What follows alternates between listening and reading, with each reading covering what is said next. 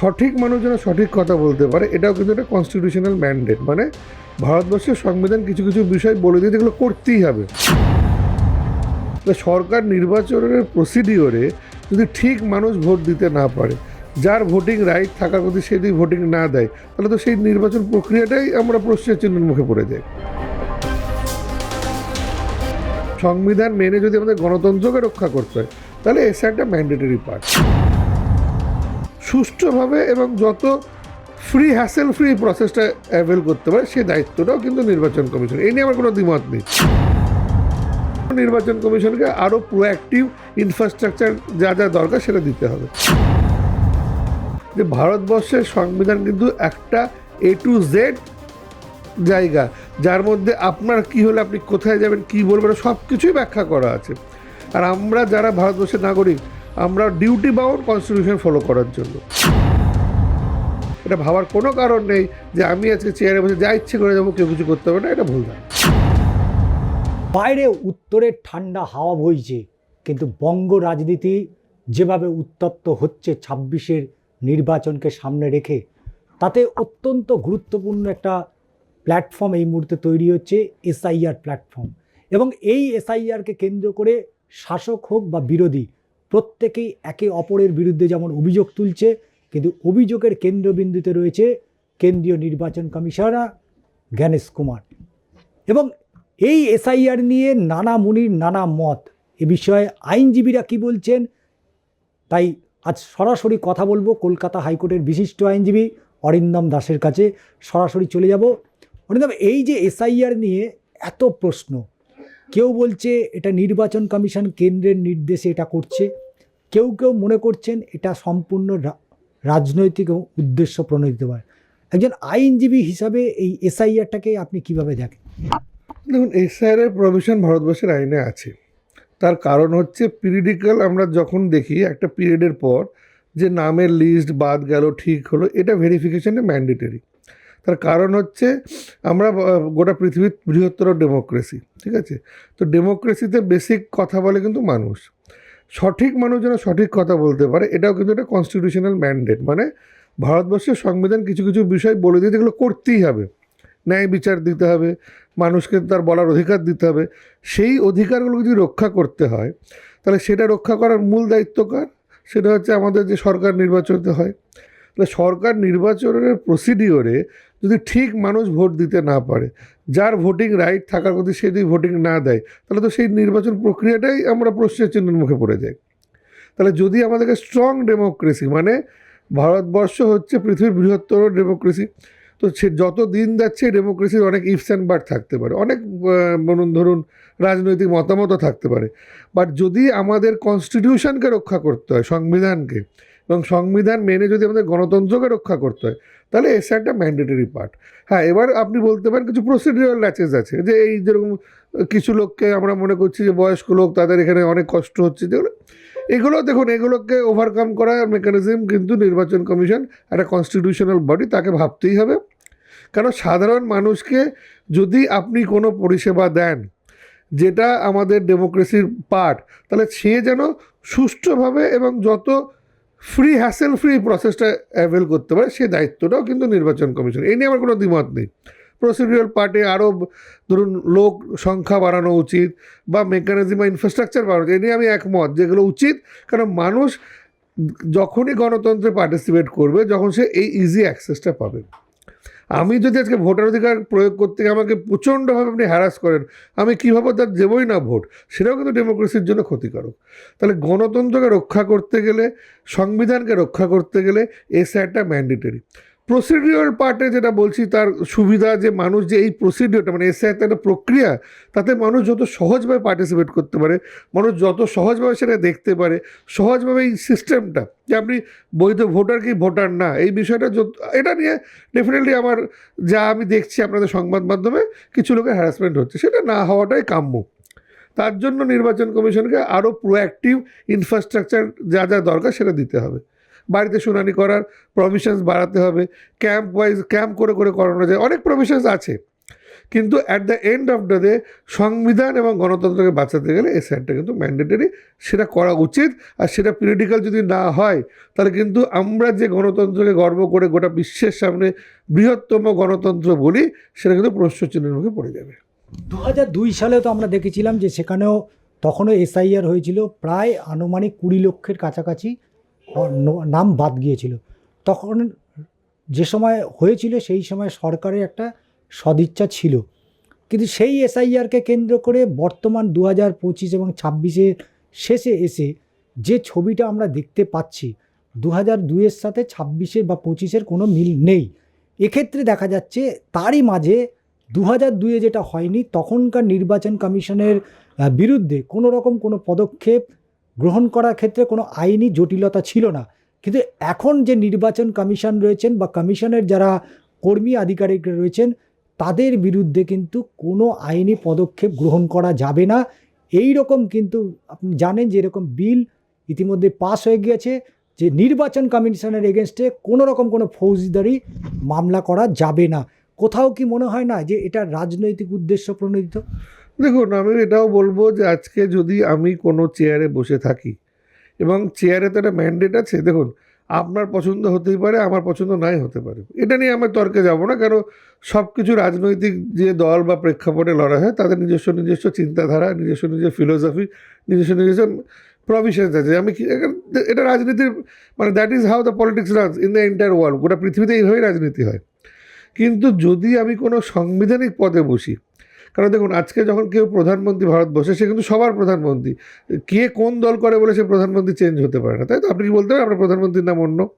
আজকে আমরা যে রাজ্যে বাস করি সেই রাজ্যের মুখ্যমন্ত্রীর নাম আমার জন্য যে আপনার জন্য তাই হতেই পারে। আপনার আমার চিন্তাধারা মেলে না, আমরা অন্য রাজনৈতিক বিশ্বাস করি বা আমরা ভোট অধিকার অন্য রাজনৈতিক দলকে দিই। এইগুলো কনস্টিটিউশনাল পদ। তো যেহেতু ইলেকশন কমিশনের কনস্টিটিউশনাল পদ, তাকে যদি তার প্রভিশন ইমপ্লিমেন্ট করতে হয়, যদি কোনো সমস্যা থাকে, কিছু রক্ষা কবচের প্রভিশন থাকতেই পারে, কিন্তু সেটা যেন কনস্টিটিউশনের বিরোধী না হয়। এবং সেই কনস্টিটিউশনের বিরোধী হলো না, তার জন্য তো আইন আদালত খোলা আছে, হাইকোর্ট আছে, সুপ্রিম কোর্ট আছে, আপনি সেটা বলুন। অসাংবাদিককে না বিচার করার তো ভারতবর্ষের বিচার ব্যবস্থার মধ্যেই প্রভিশন আছে। আমরা একটা জিনিস বারবার ভুলে যাই বা হয়তো আমরা তর্ক বিতর্কে মানি না, যে ভারতবর্ষের সংবিধান কিন্তু একটা A to Z জায়গা, যার মধ্যে আপনার কি হলে আপনি কোথায় যাবেন, কি বলবেন, সব কিছুই ব্যাখ্যা করা আছে। আর আমরা যারা ভারতবর্ষের নাগরিক, আমরা ডিউটি বাউন্ড কনস্টিটিউশন ফলো করার জন্য। তাহলে যদি কোনো এদিকে তর্ক বিতর্ক ওঠে, সেটা নিরন্দন করার জন্য তো বিচার ব্যবস্থা আছে, সেখানে আপনাকে যেতে হবে। আজকে আপনি ডিস্ট্রিক্ট যদি এখানে এক জায়গায় বিচার না পান, আপনি উপরের কোর্টে যাবেন, কিন্তু সিস্টেমটা, মেকানিজমটা তার মধ্যেই আছে। ওই জন্য যদি আজকে এই যে কনস্টিটিউশনাল ম্যান্ডেট মানে সাংবিধানিক প্রভিশনকে ইমপ্লিমেন্ট করতে যদি কোনো প্রোটেকশন লাগে, সেটা সাময়িক দেওয়া যেতেই পারে। কারণ কি, যদি সেই সাময়িক না দেয়, তাহলে যদি আজকে আমি কোনো কনস্টিটিউশনাল দায়বদ্ধতা কাজ করতে গিয়ে যদি আমি কালকে কেস কোনো একটা আমার এগেনস্টে হয়, তাহলে আমি কেন কালকে এই দায়বদ্ধতা পালন করব? তাহলে সংবিধানের যে ব্যাখ্যা, সেটাকে তুলে ধরার জন্য, সংবিধান যা চাইছে বা আইন যেটা বলছে, সেই আইনটাকে এস্টাবলিশ করার জন্য আমার কিন্তু প্রোটেকশন থাকতেই পারে। এটা যেন মিসইউজ না হয়, সেটাও দেখার প্রভিশনস আছে, সেটাও আইনে প্রভিশন আছে, সেটা নিশ্চয়ই ফলো করতে। যদি আজকে আমি আমার কোনো ক্ষমতার অপব্যবহার করি, তার নিশ্চয়ই কমপ্লেন সিস্টেম সবই তো আছে। সেই জন্য এই জায়গাটা নিশ্চয়ই থাকা উচিত।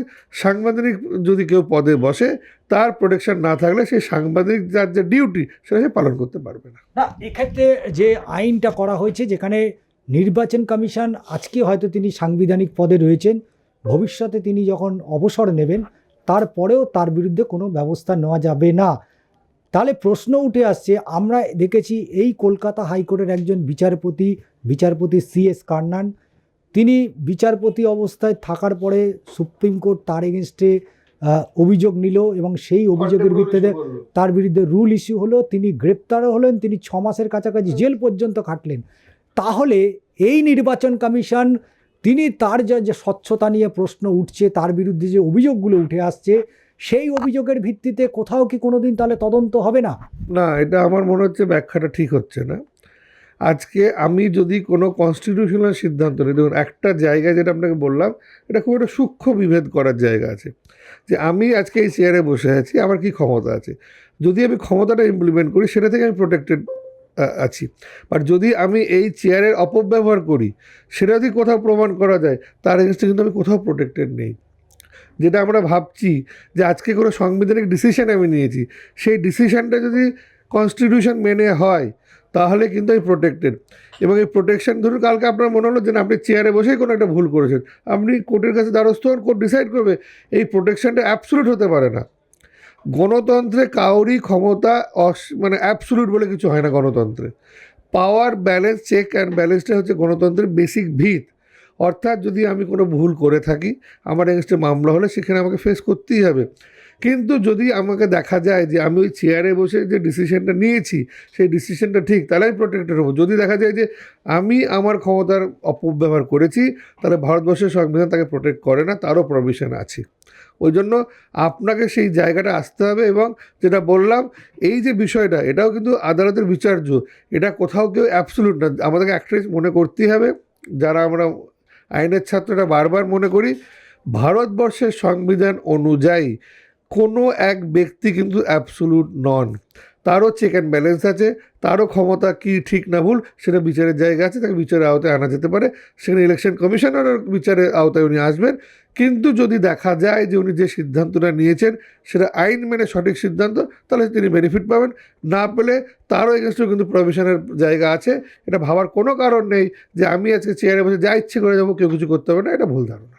আমরা 2002 সালে যখন এই এসআইআরটা দেখেছিলাম, এবং প্রতি বছরই একটা সংশোধনী হয় ভোটার তালিকায়, তো এই সংশোধনীতে প্রতি বছরই হয়ে এসছে। কিন্তু এই 23 বছর বা 24 বছরের মাথায় আজকে যে এসআইআরটা হচ্ছে, এই এসআইআরটাকে কেন্দ্র করে অলরেডি বহু মানুষ তারা প্রাণ হারিয়েছে, যা কিন্তু 2002 সালে রেকর্ডে কোথাও পাওয়া যাচ্ছে না। কিন্তু 2025 বা 26-এ এই যে এসআইআর প্রক্রিয়া, সেখানে অলরেডি বহু সাধারণ মানুষ মারা যাচ্ছে ভয় আতঙ্কিত হয়ে।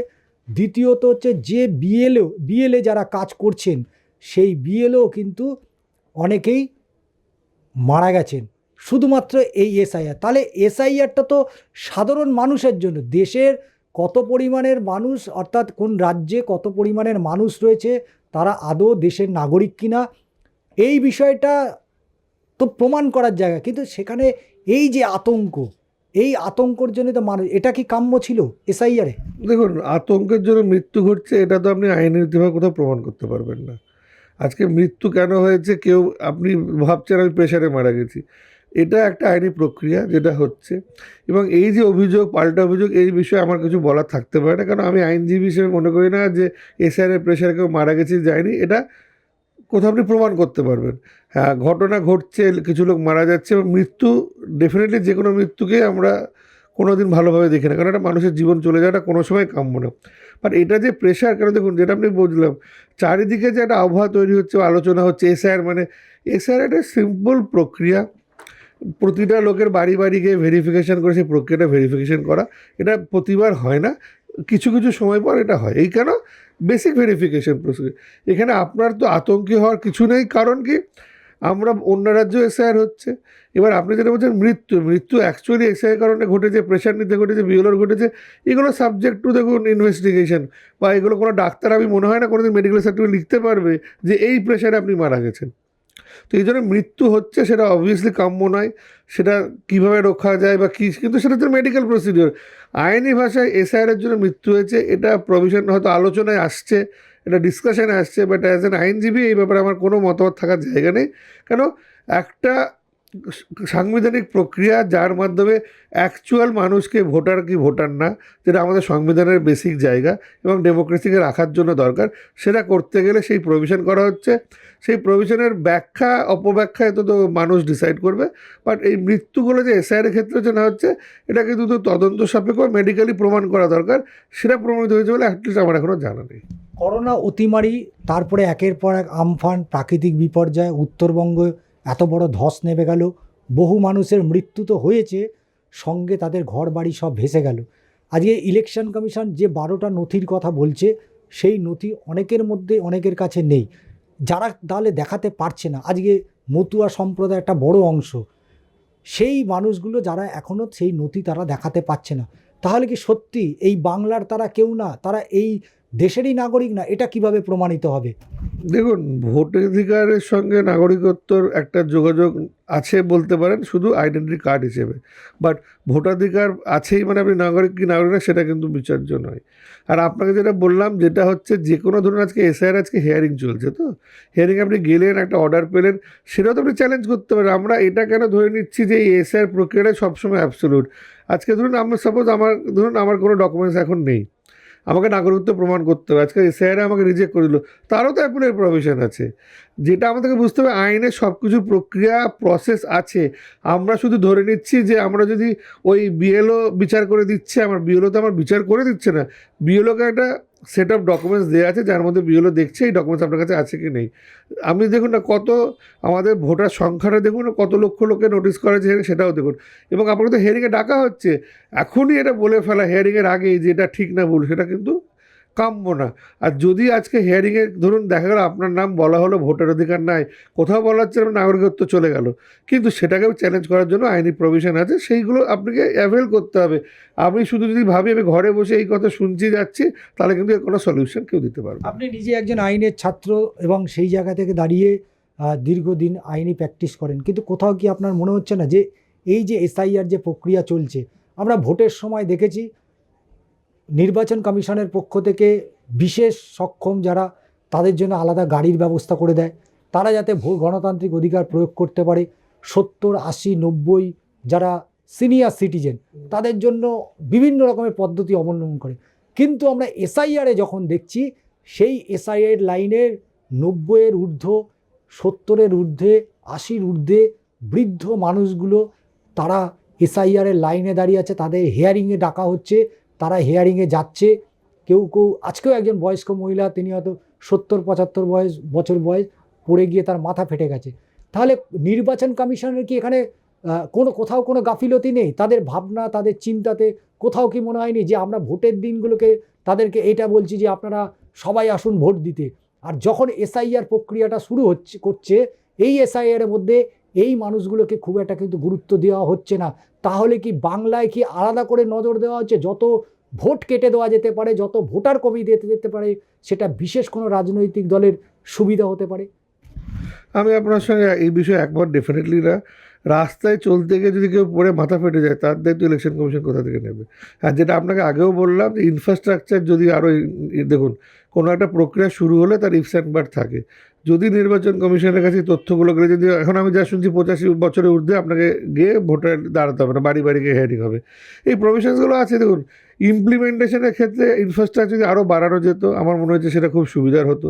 আরও যদি বুথ মানে ধরুন যে হিয়ারিংয়ের প্রক্রিয়াটা আরও যদি স্মুথ করা যেত, নিশ্চয়ই এগুলো তো নিয়ে আলোচনা হতেই পারে। বাট এগুলোকে নিয়ে আমি রাজনীতির কথা কোথাও দেখতে পাচ্ছি না। তার কারণ হচ্ছে রাস্তাঘাটে চলতে কাউরে অ্যাক্সিডেন্ট করে, দুর্ঘটনা, সব কিছু ইলেকশন কমিশনের দায় আমার মনে হয় না হতে পারে। কারণ একটা অর্গানাইজেশন এত লার্জ ভাস্ট মাস পাওয়ারকে নিয়ে যদি কোনো একটা কার্যক্রম করতে হয়, ইফস অ্যান্ড বাট থাকে। বাট হ্যাঁ, আপনার সঙ্গে একমত, ইনফ্রাস্ট্রাকচার বাড়ানো, লোক বাড়ানো, সংখ্যা বাড়ানো, এগুলি দরকার হয়, তাহলে সেগুলো বাড়ানো উচিত। যেটা আপনাকে বললাম, যে একটা মানুষকে যতটা কমফোর্টেবল করে দেওয়া যায় যেন এই প্রক্রিয়াতে সে পার্টিসিপেট করে, সেটা নিশ্চয়ই ইলেকশন কমিশনের দায়িত্ব। সেটা নিয়ে নিশ্চয়ই তার কাছে অভিযোগ করতে পারি, বলতে পারি, সিভিক সোসাইটি, সামাজিক মাধ্যম থেকে বলা যেতেই পারে, সেটা 100 বার বলা উচিত। বাট ইলেকশন কমিশন তার ডিউটি করছে, এবং সেই ডিউটিতে কিছু ইফস অ্যান্ড বাট থাকবেই। আর আপনি যেটা বললেন, রাস্তায় ঘটে যাওয়া ঘটনা, এইসব ঘটনা, এইগুলোকে কীভাবে রিলেট করা যাবে, এই বিষয়ে আমি কিছু কমেন্ট করতে পারবো না, কারণ এটা আইনের ঊর্ধ্বে। এবং আমার যেটা লাস্ট বক্তব্য এটাই, ইলেকশন কমিশনের ডেফিনেটলি দায়িত্ব হচ্ছে যে কোনো মানুষ সে যেন স্বচ্ছ এই প্রক্রিয়ায় পার্টিসিপেট করতে পারে এবং সে স্বচ্ছ বিচার পেতে পারে। যদি ইলেকশন কমিশনের আপনার মনে হয় যে ইলেকশন কমিশন আপনাকে বিচার দিতে পারছে না, তার জন্য আইন আদালত খোলা আছে, এটাই শেষ না, বা এটা ইলেকশনে আপনার ভোটে নাম না উঠলে আপনি ভারতের বর্ষের নাগরিক না, এইটা অ্যাটলিস্ট আমি মনে করি না। শেষ প্রশ্ন হচ্ছে, যারা প্রাকৃতিক বিপর্যয়ে সব হারিয়ে বসে রয়েছে, সেই সমস্ত মানুষগুলোকে আইনের পথ কী দেখাবে?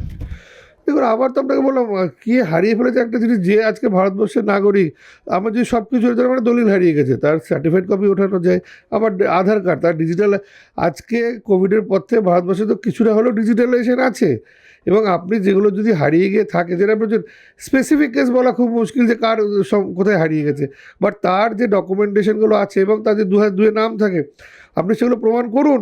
এবং এই প্রমাণ যেটা বললাম, একটা কেস ধরুন কোথাও হারিয়ে গেছে, এই প্রভিশনের আপনি স্পেসিফিকে চলে আসেন। এই স্পেসিফিক প্রভিশন কিন্তু এটা না, একটা মানুষের নাগরিকত্ব প্রমাণের একটা জায়গা না, তার ভোটাধিকারের জায়গা।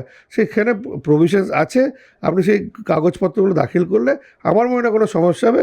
হেয়ারিংয়ের রেজাল্ট আসতে দিন, যদি হেয়ারিংয়ে মনে হয় যে আপনি না, যদি আপনাকে না বলে, তাকেও চ্যালেঞ্জ করার কিন্তু প্রভিশন আছে। অর্থাৎ এসআইআর হচ্ছে, এসআইআরের মধ্যে দিয়েই আগামীর 26-এ নির্বাচন। তবে সেই নির্বাচনে এসআইআরে কত নাম বাদ গেল রাজনৈতিকভাবে, সেটারও কিন্তু একটা বড় হিসেব মিলে যাবে সেদিন। চিত্র সাংবাদিক কৃষ্ণেন্দু মজুমদারের সাথে ষষ্ঠী চট্টোপাধ্যায়।